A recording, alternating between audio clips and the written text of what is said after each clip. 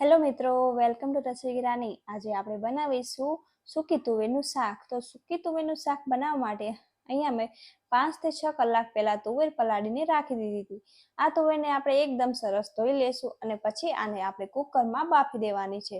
તો અહીંયા મેં બધી જ તુવેર કુકરમાં નાખી દીધી છે। પછી એના અંદર આપણે સ્વાદ પ્રમાણે મીઠું નાખીશું અને પછી આના અંદર આપણે 2 ગ્લાસ જેટલું પાણી રેડવાનું છે। પછી આપણે કુકરને ગેસ ઉપર મૂકીને 5 સીટી પાડી દઈશું।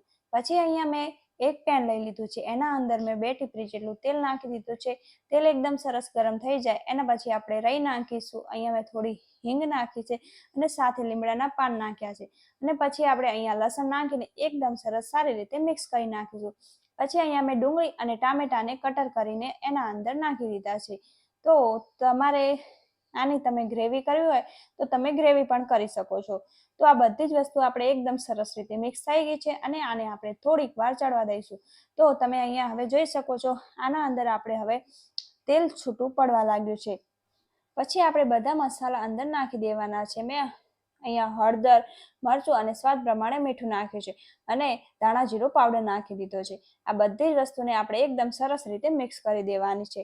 તો તમે અહીંયા હવે જોઈ શકો છો આપણું આ એકદમ સરસ મિક્સ થઈ ગયું છે। તો આને આપણે 2-5 મિનિટ સુધી ચડવા દઈશું। પછી આપણે જોઈ લઈશું કે આપણી તુવેર એકદમ સરસ ચડી ગઈ છે કે નહીં। તો તમે અહીંયા જોઈ શકો છો આપણી તુવેર એકદમ સરસ ચડીને તૈયાર થઈ ગઈ છે।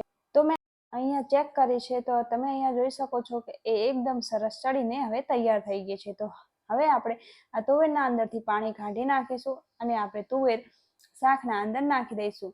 તો હવે તમે અહીંયા જોઈ શકો છો મેં બધી જ તુવેર શાકના અંદર નાખી દીધી છે। પછી આપણે આને એકદમ સરસ રીતે મિક્સ કરી નાખીશું અને તમે આ સ્ટેજ ઉપર જો તમારે શાક ગ્રેવી વાળું જોતું હોય તો તમે આના અંદર પાણી પણ રેડી શકો છો। પણ મારે અહીંયા શાક એકદમ સરસ કોરું કરવાનું છે એટલે હું અહીંયા પાણી રેડી રહી નથી। તો આપણું શાક એકદમ સરસ હવે તૈયાર છે। તો આના અંદર મેં ગળપણ માટે થોડો ગોળ નાખ્યો છે। ગોળ નાખવાથી એકદમ સરસ ટેસ્ટ આવે છે એટલે મેં અહીંયા ગોળ નાખ્યો છે। ગોળને પણ આપણે એકદમ સરસ રીતે મિક્સ કરી નાખીશું અને પછી આપણે અહીંયા લાસ્ટમાં મસાલો નાખીશું। મસાલો નાખીને સરસ સબ્જીને મિક્સ કરી નાખીશું। તો તમે અહીંયા જોઈ શકો છો આપણી સબ્જી એકદમ સરસ બનીને તૈયાર થઈ ગઈ છે। તો મિત્રો જો તમને પણ મારી આ રેસીપી પસંદ આવી હોય તો મારી ચેનલને લાઇક, શેર અને સબસ્ક્રાઈબ કરજો। Thank you.